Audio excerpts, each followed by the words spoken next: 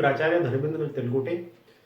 मित्रहो, माझ्या यूट्यूब चॅनलवर आपल्या सर्वांचं स्वागत करतो.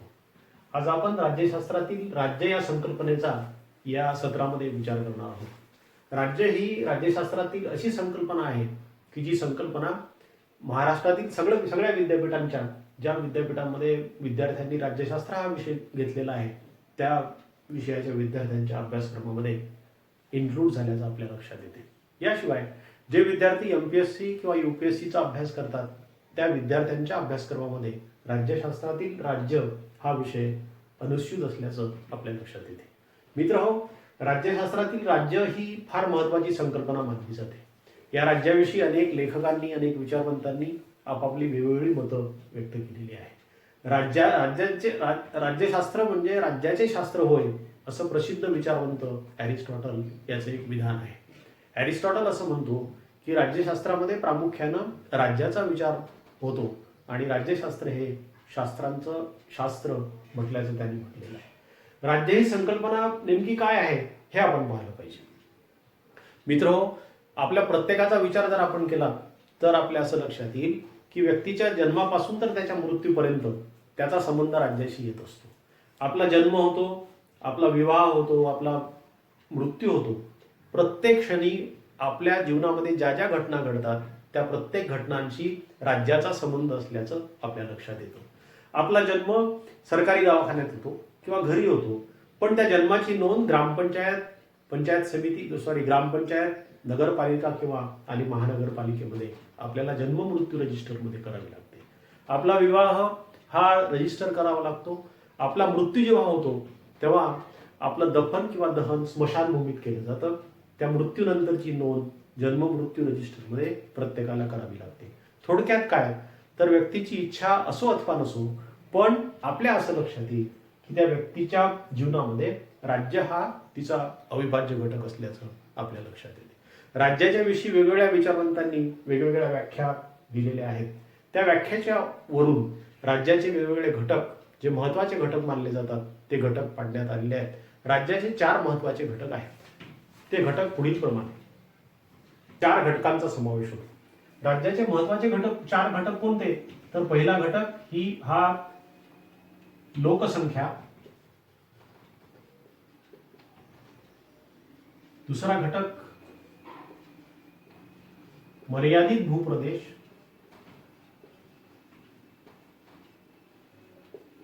राज्याचा तिसरा घटक हा शासन संस्था किंवा शासन किंवा दुसऱ्या भाषेमध्ये सरकार असा म्हटला जातो आणि राज्याचा चौथा घटक म्हणजे सार्वभौमत्व होय.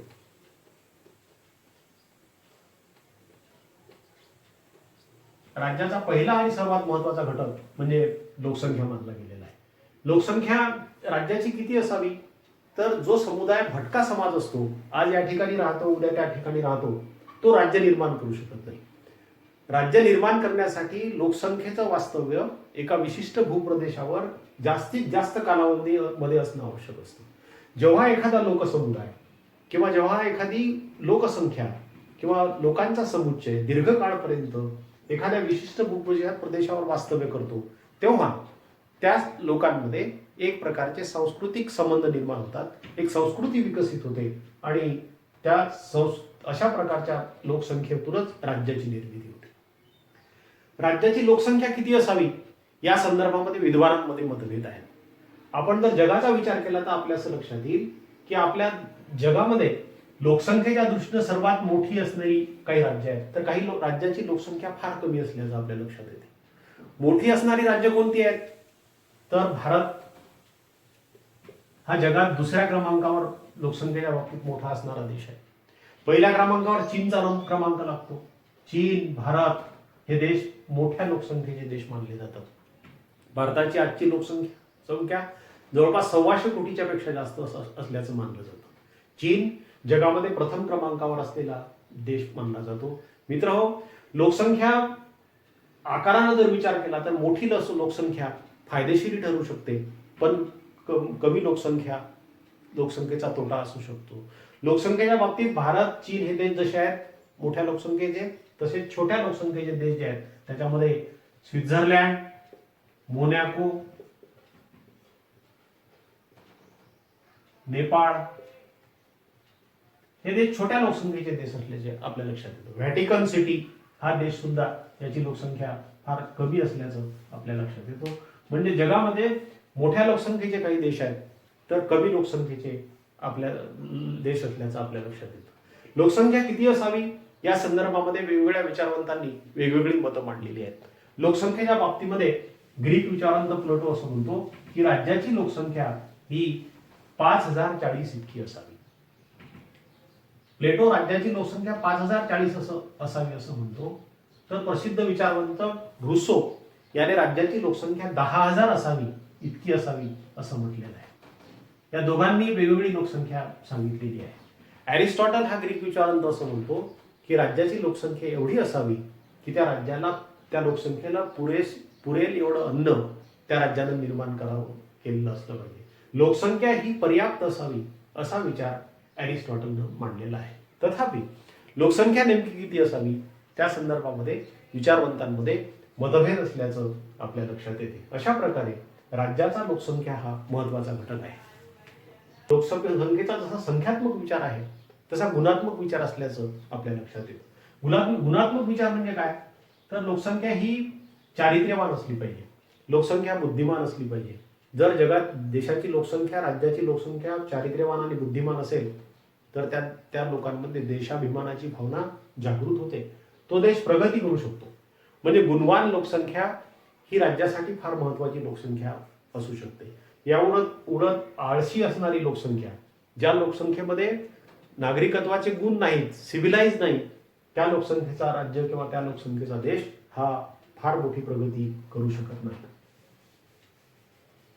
राज्याचा दुसरा घटक जो महत्वाचा घटक मानला जातो तो मर्यादित भूप्रदेश आहे. राज्याचा भूप्रदेश किती असावा याविषयी सुद्धा निश्चित प्रकारची एक वाक्यता नाही असं आपल्या लक्षात येते. भूप्रदेशाचा विचार जर आपण केला आणि जगाच्या नकाशामध्ये आपण देश पाहिले तर आपल्या लक्षात येईल की काही देश आपल्याला दिसतात की फार मोठ्या भूप्रदेशाचे आहेत. क्षेत्रफळाचा विचार केला तर सोव्हिएट रशिया,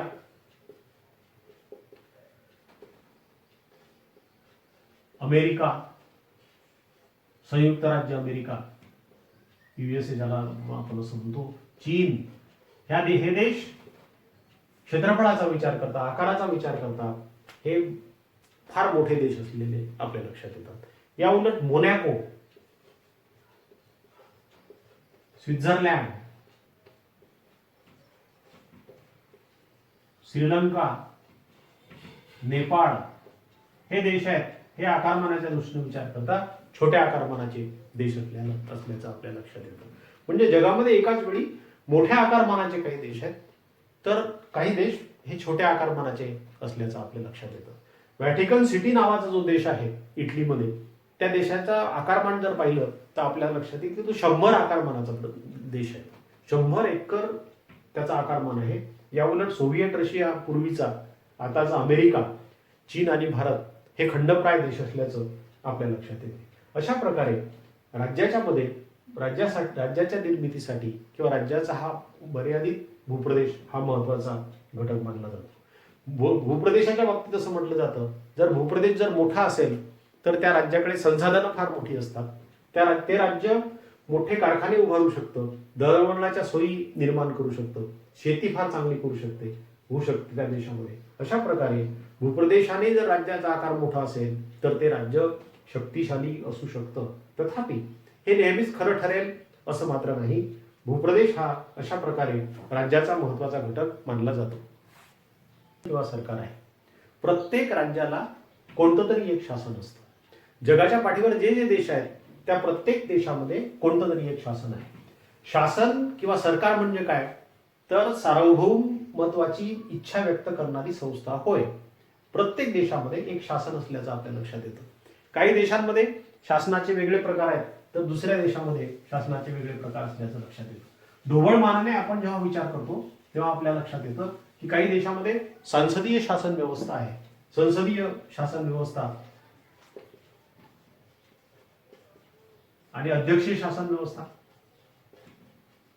तर काही देशांमध्ये एकात्म शासन व्यवस्था आहे आणि काही देशांमध्ये संघराज्यात्मक शासन व्यवस्था आहे.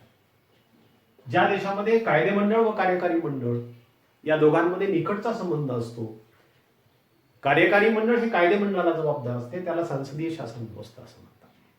ज्या राजकीय व्यवस्थेमध्ये किंवा ज्या राज्यामध्ये कायदेमंडळ व कार्यकारी मंडळ यांच्यामध्ये कोणत्याही प्रकारचा संबंध नसतो, कार्यकारी मंडळ आणि कायदेमंडळ हे स्वतंत्रपणे आपापल्या क्षेत्रात कार्य करत असतात, त्या व्यवस्थेला अध्यक्षीय राज्य व्यवस्था असं म्हटलं जातं. संसदीय शासन पद्धतीचं फार उत्कृष्ट उदाहरण जर कोणतं द्यायचं असेल तर ते इंग्लंड आहे. इंग्लंडला लोकशाहीची जननी असं म्हटलं जातं. इंग्लंडचा पंतप्रधान आणि त्याचं मंत्रिमंडळ पार्लमेंटला जबाबदार असल्याचं मानलं जातं. भारतामध्ये संसदीय शासन व्यवस्था असल्याचं लक्षात येतं. भारतामध्ये निवडणुकीच्या माध्यमातून आपण लोकसभेची निर्मिती करतो. लोकसभेमधून पंतप्रधान आणि त्याच्या मंत्रिमंडळाची निर्मिती होते आणि पंतप्रधान आणि त्याचं मंत्रिमंडळ भारतीय संसदेला पर्यायानं लोकसभेला जबाबदार असते. अशा प्रकारे भारतात संसदीय शासन पद्धती असल्याचं आपल्या लक्षात येते. शासन संस्थेचे दुसरा प्रकार एकात्म शासन संस्था किंवा संघराज्य शासन संस्था असं म्हटलं जातं. रचनेच्या आधारावर हे वर्गीकरण शासन संस्थेचं केलेलं आहे. ज्या राज्याची सत्ता एका विशिष्ट केंद्रामधून चालते, राज्याचा सर्व कारभार एका केंद्रामधून चालतो, त्या व्यवस्थेला एकात्म शासन संस्था असं म्हटलं जातं. इंग्लंड याचं अतिशय उत्कृष्ट उदाहरण आहे. इंग्लंडमध्ये आपल्या लक्षात येईल की इंग्लंडमध्ये त्यांच्या शासनाची सर्व सत्ता ही त्या देशाची राजधानी असलेल्या लंडन शहरावरून चालते. पूर्ण शासन संस्थेचं केंद्र लंडन या ठिकाणी केंद्रित झालेलं आहे. म्हणून इंग्लंडला एकात्म शासन संस्था असं म्हटलं जातं. ज्या शासन व्यवस्थेमध्ये, ज्या राज्यामध्ये शासनाची किंवा राज्याची दोन वेगवेगळी केंद्र असतात शासन संस्थेची, त्याला संघराज्य व्यवस्था असं म्हणतात. एक केंद्र सरकार असते एक, आणि दुसरं राज्य सरकार असतात. याचं सगळ्यात उत्कृष्ट उदाहरण म्हणजे भारत किंवा अमेरिका होय. भारतामध्ये सत्तेची दोन केंद्र आहेत. एक दिल्ली हे केंद्र आहे आणि प्रत्येक घटक राज्याच्या राजधानीमध्ये राज्याचं सरकार अस्तित्वात असल्याचं आपल्या लक्षात येतं. या दोघांचे संबंध कसे असावे हे राज्यघटनेमध्ये निश्चित केलेलं आहे.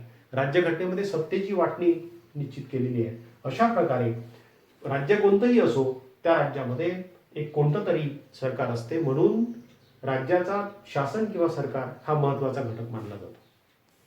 या तीन घटकापेक्षा सार्वभौमत्व या घटकाचं महत्व फार आहे. राज्यामध्ये सार्वभौमत्व नसेल तर राज्य निर्माण होऊ शकत नाही. त्यामुळे सार्वभौमत्वाला राज्याचा आत्मा असं म्हटलं जातं. सार्वभौमत्व नसेल तर राज्य निर्माण होऊ शकत नाही. सार्वभौमत्वाचे दोन प्रकार मानले जातात. एक अंतर्गत सार्वभौमत्व आणि दुसरा सार्वभौमत्वाचा बहिर्गत सार्वभौमत्व हा प्रकार होय. अंतर्गत सार्वभौमत्व आणि बहिर्गत सार्वभौमत्व. प्रत्येक राज्याला त्याच्या विशिष्ट भूप्रदेशावर जी लोकसंख्या असते त्या लोकसंख्येच्या बाबतीमध्ये पूर्ण सत्ता त्याच्यामध्ये निहित असते. त्या राज्याने घेतलेले जे निर्णय असतात त्या सगळ्या निर्णयाची सत्ता ही त्या लोकसंख्येवर चालते, जी लोकसंख्या त्या विशिष्ट भूप्रदेशावर वास्तव्यात असते असं आपल्या लक्षात येते. या प्रकाराला अंतर्गत सार्वभौमत्व असं म्हटलं जातं. सार्वभौमत्वाचा दुसरा प्रकार म्हणजे बहिर्गत सार्वभौमत्व होय. बहिर्गत सार्वभौमत्व म्हणजे एका राज्याने दुसऱ्या राज्याशी कसे संबंध प्रस्थापित करणे, ते संबंध प्रस्थापित करण्याच्या बाबतीत पूर्णपणे त्या राज्याला स्वतंत्र असणे म्हणजे बहिर्गत सार्वभौमत्व होय. 1947च्या पूर्वी आपण सार्वभौम नव्हतो. आपला देश पारतंत्र्यात होता. त्याचं कारण असं की भारत नावाच्या राज्यामध्ये लोकसंख्या होती एका भारतामध्ये लोकसंख्या तेव्हा हिंदू लोकसंख्या असं म्हटलं जातं, जी बहुसंख्य नव्हती. इतरही लोक होते, जैन, पारशी, इतर समाजाचे लोक होते. मर्यादित असा भूप्रदेश होता ज्याला हिंदुस्थान असं म्हटलं जायचं. एक शासनही होतं, ते शासन दिल्लीमध्ये होतं. गव्हर्नर जनरल आणि प्रत्येक घटक राज्यामध्ये, तेव्हा त्याला प्रोव्हिन्स असं म्हटलं जात असे, त्या प्रत्येक ठिकाणी एक सरकार आपल्याला अस्तित्वात तेव्हा होतं असं आपल्या लक्षात येते. पण हा चौथा जो घटक होता तो त्यावेळी अस्तित्वात नव्हता, कारण भारताच्या संदर्भामध्ये निर्णय घेण्याची सत्ता, जी सार्वभौम सत्ता होती, ती इंग्लंडच्या पार्लमेंटमध्ये होती. मित्रांनो, भारताच्या संदर्भामध्ये सगळे निर्णय इंग्लंडच्या पार्लमेंटमध्ये होत असत आणि इंग्लंडच्या पार्लमेंटमध्ये घेतलेले निर्णय राबवण्याचं काम गव्हर्नर जनरल आणि गव्हर्नर करत असत. अशा प्रकारे आपल्या लक्षात येईल की सार्वभौमत्व भारत हा 47 पूर्वी सार्वभौम होता. आणखी सार्वभौमत्वाचं दुसरं वैशिष्ट्य मी सांगितलं पाहिजे की राज्याचे जे वरचे 3 घटक आहेत, लोकसंख्या, मर्यादित भूप्रदेश आणि सरकार, हे दृश्य स्वरूपामध्ये दिसतात. आपल्याला लोकसंख्या दाखवता येते, मर्यादित भूप्रदेश दाखवता येतो, शासन सुद्धा दाखवता येते. हे दिसतात हे तिन्ही घटक, पण सार्वभौमत्व आपल्याला दिसत नाही. तर सार्वभौमत्व ही राज्याची इच्छा असते, ती व्यक्त व्हावी लागते, त्याला सार्वभौमत्व असं म्हटलं जातं. भारतामध्ये सार्वभौम कोण आहे याचं उदाहरण फार चांगलं आपल्याला देता येईल. ते म्हणजे भारतामध्ये जनतेचं सार्वभौमत्व आहे असं मानलं जातं.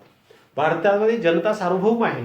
भारताच्या उद्देश पत्रिकेमध्ये, राज्यघटनेच्या उद्देश पत्रिकेची जी सुरुवात आहे ती अशी म्हणते, उद्देश पत्रिकेची सुरुवात की आम्ही भारतीय जनता भारताचे एक सार्वभौम समाजवादी प्रजासत्ताक लोकशाही गणराज्य निर्माण करण्याचे आज निश्चित केले आहे. म्हणजे उद्देश पत्रिकेची सुरुवात काय सांगते की आम्ही भारतीय जनता, भारतामध्ये भारतीय जनता ही सार्वभौम असल्याचं आपल्या लक्षात येते. हे सार्वभौमत्व भारतीय जनता दर 5 वर्षानंतर जी निवडणूक होते त्या निवडणुकीच्या माध्यमातून संसदेकडे वर्ग करते, संसदेला देते. म्हणजे लोकसभेचे आपण प्रतिनिधी निवडून पाठवतो, ते प्रतिनिधी लोकांच्या वतीनं तिथं जातात आणि त्या प्रतिनिधींच्या मधून मंत्रिमंडळाची निर्मिती होते. ते मंत्रिमंडळ भारतीय जनतेच्या वतीनं 5 वर्ष देशाचा राज्यकारभार पाहते. दर 5 वर्षानंतर पुन्हा नव्याने निवडणुका होतात आणि दुसऱ्या लोकांना किंवा दुसऱ्या राजकीय पक्षांना किंवा त्याच सरकारला परत निवडणुकीत कौल दिला जातो. अशा प्रकारे भारतामध्ये भारतीय जनता सार्वभौम असल्याचं आपल्या लक्षात येते. इंग्लंडमध्ये सार्वभौमत्व ब्रिटिश पार्लमेंटमध्ये निहित असल्याचं आपल्या लक्षात येते. ब्रिटिश पार्लमेंटच्या बाबतीत असं म्हटलं जातं की ब्रिटिश पार्लमेंट फक्त एक गोष्ट करू शकत नाही, स्त्रीचा पुरुष आणि पुरुषाची स्त्री ब्रिटिश पार्लमेंटला करता येत नाही. बाकी सर्व गोष्टी ब्रिटिश पार्लमेंट करू शकते. या अर्थाने ब्रिटिश पार्लमेंट त्या देशात सार्वभौम आहे. अशा प्रकारे राज्याचे 4 महत्वाच्या घटकापैकी सार्वभौमत्व हा फार महत्वाचा घटक मानला जातो. आज आपण राज्य या संकल्पनेमधले राज्य म्हणजे काय, राज्याचे वेगवेगळे घटक कोणते आहे, त्या घटकांची सविस्तर माहिती पाहिलेली आहे. पुढच्या सत्रामध्ये आपण अरिस्टॉटलचे राज्याविषयीचे विचार पाहणार आहोत. धन्यवाद.